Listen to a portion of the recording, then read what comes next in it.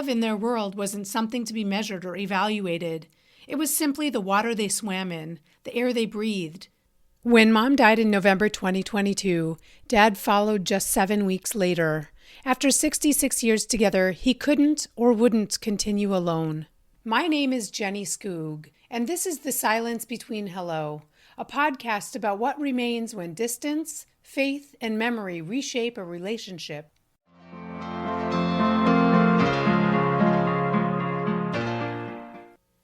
Oh, hi, Jenny, Mom. Just happened to think about you tonight. I feel like I'm just a failure of a mom. It's Christmas time and hardly talked about Christmas and stuff, and I feel so bad. And there you are way back in Arizona, and we're here, and I just thought I'd call and say my regrets to you, Jenny. Call me. Bye. This message, left on December 21st, 2021, 11 months before Mom died, still catches in my throat when I hear it. Mom was always a Cadbury egg, firm on the outside, but with just a little push and the softness on the inside emerges. Mom's voicemail to me, raw with vulnerability, unfiltered regret, and emotional nakedness, perfectly frames the mother I grew up with. I feel like I'm just a failure of a mom, she says, her voice breaking slightly on the word failure. Was this the dementia speaking, removing the filters that normally kept such feelings contained? Or was this a moment of clarity, a truth that had always been there beneath the surface, finally finding voice? Perhaps both. The timing is significant. Christmas, when family separation feels most acute. There you are, way back in Arizona, and we're here, she says, the distance between us stretching not just across geography, but across all the choices and beliefs that had separated us for decades.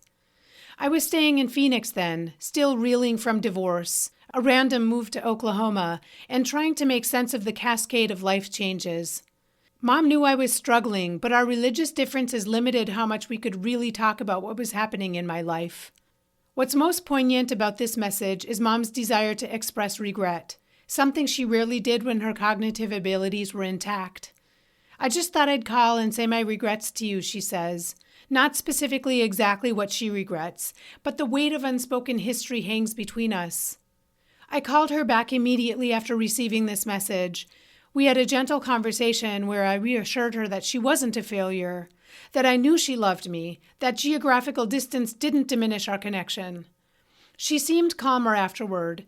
The moment of crisis passed, but the message itself remained, a digital artifact of truth rarely spoken between us. I gave my notice at work, and she died. Maybe I made her die. You made your mom die? Maybe because she didn't want me to leave. She probably wanted me home yet. I don't know. But she died. Poor Daddy. I left 20 years a widower. But that's how life goes. This earlier exchange from our 2019 conversation offers a window into Mom's complicated relationship with maternal guilt. She wonders if giving notice at her job somehow caused her own mother's death. Maybe I made her die, revealing a worldview where her actions could have profound, even fatal consequences for those she loved. This sense of responsibility, this fear of failing those who depend on you, was something Mom carried her entire life. As the fifth of 7 children in her own family, she was raised with a strong sense of duty. As a mother to 9 children across 2 decades, she lived with the constant pressure to meet everyone's needs. As a member of a fundamentalist faith community, she believed her primary purpose was serving others through self-sacrifice. When she expresses feelings like a failure of a mom in that December 2021 voicemail, she's tapping into a lifetime of anxiety about whether she was doing enough, loving enough, present enough, good enough. The fact that her youngest child had rejected the faith that defined her life must have felt like the ultimate failure. What Mom couldn't fully understand was that my leaving the faith wasn't about her at all. It was about finding my own path, my own truth, my own way of being in the world. But in a belief system where parents are held responsible for their children's spiritual outcomes, my departure represented not just a personal choice, but a judgment on her parenting. Oh, hi, Jenny, this is Mom. Yeah, I've been thinking about our situation, your situation. Why don't you move here, and then we'll help you get a job in an apartment, and, we can help you out. Go ahead, call me. Bye. This voicemail from February 2022, just 9 months before Mom died, shows another side of her maternal instinct. Even as her cognitive abilities were declining, the urge to help, to fix, to mother remained intact. "Why don't you move here and we can help you get a job in an apartment," she offers. As if I were still a young adult just starting out rather than a professional in my 40s. There's something both touching and tragic in this offer. Touching because it represents her enduring desire to care for me, to make my life better, to bring me closer. Tragic because it reveals how much of her perception of me was frozen in time, unable to fully recognize the independent adult I had become, still seeing me as someone who needed the kind of practical help parents give to young adult children. The offer also echoes earlier attempts to bring me back to Minnesota, back to the orbit of family and faith. But there's a significant difference in this late message. No mention of church, of belief, of salvation, just a practical offer of help with a job in an apartment. The religious pressure that had infused so many earlier conversations had finally fallen away, leaving only the maternal desire for proximity, for connection.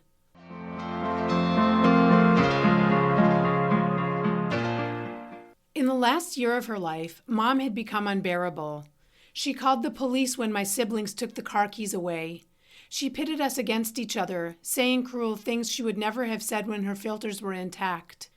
There was grief in watching these changes, in seeing the mother I knew recede behind confusion and agitation. Additionally, she watched her partner of 62 years recede into dementia and congestive heart failure. When Dad was put on hospice, it literally broke Mom's heart to see caregivers taking away the chores that gave her purpose. She began praying to die. From a distance, I tried to maintain emotional connection through regular calls, care packages, and visits when possible. Each time I visited Minnesota, I noticed more changes. Mom repeating herself more frequently, struggling to follow conversations, becoming even more frustrated with Dad, and sometimes not recognizing family members immediately. She had begun using profanity, which I found delightfully troubling. There were also glimpses of her humor and warmth in the mix. The last time I saw Mom alive, I brought my future husband. Over pastries and coffee, she grabbed my elbow and whispered, "Dad doesn't know which end is up," completely unaware of her own more advanced cognitive decline. We laughed together about it, a moment of connection that transcended the reality of what was happening to both of them. Oh, hi, and Jenny. This is Mom. Thought I'd call. Okay, bye. This simple message in the weeks before Mom died carries no hint of what was coming. Like countless voicemails before it, it contained the familiar greeting, the brief statement of purpose, "Thought I'd call," and the abrupt goodbye. Nothing to suggest it would be one of the last times I'd hear her voice on my phone. The day before Mom died, we spoke on the phone and had a very pleasant conversation. She seemed content. The next morning, November 19th, 2022, I woke up to the news from my sister. Mom's prayers had been answered. Dad followed 7 weeks later. It didn't happen immediately, but in the weeks and months after Mom's death, the fullness of her life came crashing into view. Mom had a magnetic personality. She made friends with everybody.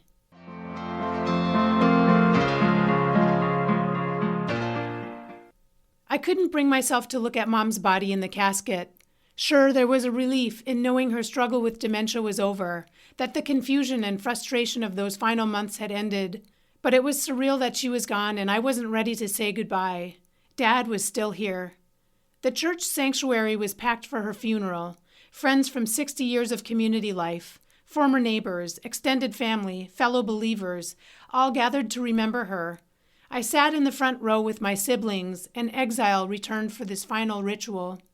Looking around at all those people who had known Mom in different capacities, as friend, neighbor, church member, sister, aunt, cousin, grandmother, great-grandmother, I realized how many dimensions of her life I had missed by focusing only on our complicated relationship. She had been so many things to so many people. My perspective was just one facet of a much larger, richer life. What struck me most was how Mom had found ways to express love within the confines of her beliefs and circumstances. The baking, the sewing, the knitting, the gardening, the hospitality. These weren't just hobbies or chores, but expressions of care, ways of nurturing others when direct verbal expression of love might have felt too vulnerable or unfamiliar. For months after her death, I found myself reaching for my phone on Mondays and Thursdays, the days we usually spoke. The absence of her calls created its own kind of echo, a negative space in my routine where her voice had been. I would catch myself thinking, I should tell Mom about this, before remembering she was gone. Grief isn't linear. It comes in waves, recedes, then crashes back unexpectedly. Sometimes I'm fine for weeks, and then I catch myself telling a story to a client about her or bake her molasses bread recipe, and I'm overcome with missing her. Other times, it's the memory of her frustration and confusion in those final months that rises up, bringing a complicated mixture of sadness and relief that her struggle is over. It turns out that Mom died right on time.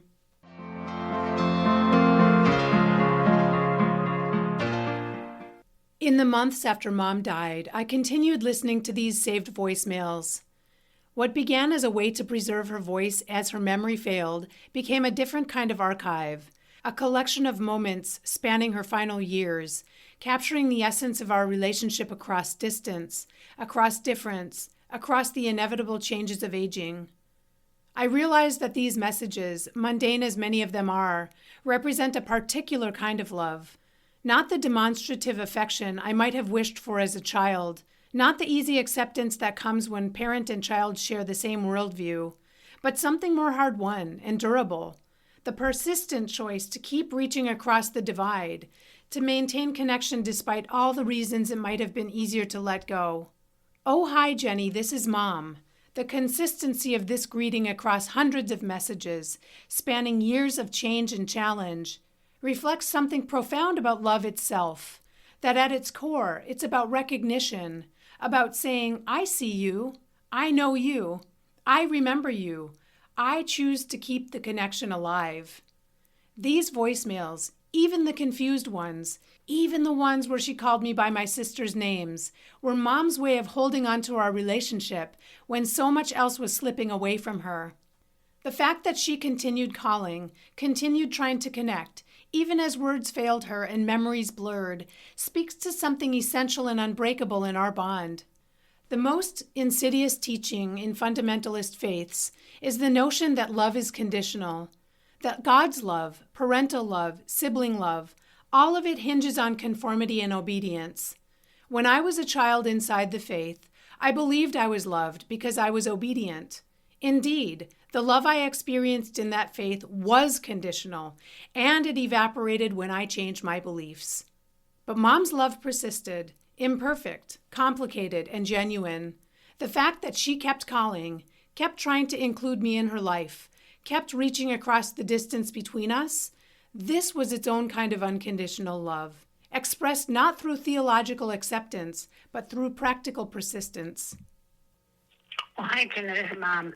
Just having to think about you tonight. I feel like I'm just a failure of a mom. It's Christmas time and hardly talked about Christmas and stuff, and I feel so bad. I know you are way back in Arizona, and we're here, and I just thought I'd call and say my regrets to you, Jenny. Call me. Bye. Returning to this message of vulnerability, I hear something now that I missed at first. Beyond the regret and self-judgment, there's a profound awareness of our separation. Not just physical distance, but emotional and spiritual distance as well.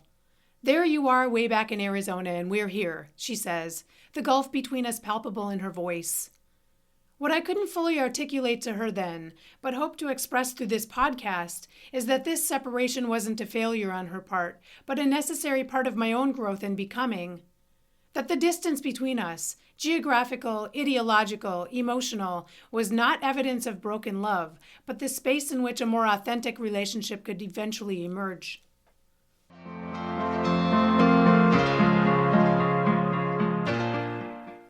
Mom never embraced my rejection of her faith. She never fully understood the life I built far from home. But in her own way, particularly in those final years, she did something perhaps more important. She kept showing up. She kept calling. She kept including me in the small details of her days. She kept saying, "Oh, hi, Jenny, this is Mom," as if to remind us both of our unbreakable connection. In the end, that persistence, That refusal to let go even when understanding failed may be the truest expression of unconditional love I've ever known. Not perfect love, not easy love, but enduring love that withstood the ultimate test of radical difference. When I look back at our relationship now, I no longer focus primarily on what was missing or difficult. Instead, I see the remarkable journey we took together, from the rigid structures of fundamentalist faith to the more fluid, complex connection of her final years, from conditional religious acceptance to something closer to unconditional human recognition. Mom didn't need to completely understand or approve of my choices to love me, and I didn't need her to abandon her beliefs to love her back. We found a way to meet in the space between, creating a relationship that honored both our connection and our differences. These voicemails, these small bridges across time and distance, stand as evidence of that journey. Each, "Oh, hi, Jenny, this is Mom," represents another choice to connect, another moment of recognition, another thread in the complex tapestry of our relationship. In saving her voice, I preserve not just the sound of her speaking, but the essence of her reaching, across miles, across beliefs, across confusion, across all the reasons it might have been easier to let go. And in all this reaching, I find the fullness of her love, imperfect but persistent, limited but genuine, human to the very end. Oh, hi, Jenny. It's Mom. Just thought I'd call you. Okay, bye. Just thought I'd call you. The simplicity of this impulse, to connect, to check in, to bridge the distance, contains within it everything important about love. Not grand declarations or perfect understanding, but the quiet presence of showing up again and again, choosing connection over separation, presence over absence. In the silence between hello and goodbye, in the space between, "Oh, hi, Jenny, this is Mom," and "Okay, bye," lives all the complexity of our relationship, the pain and the tenderness, the misunderstanding and the recognition, the distance and the reaching across it. These messages, saved from deletion by some instinct I didn't fully understand at the time, have become something precious, not just recordings of Mom's voice, but artifacts of her love, evidence of her persistent choice to maintain our connection despite everything that might have severed it. In the end, perhaps that's what remains when everything else falls away. Not the perfect love we might have wished for, but the actual love we managed to create together, day by day, call by call, reaching across all the silences between us.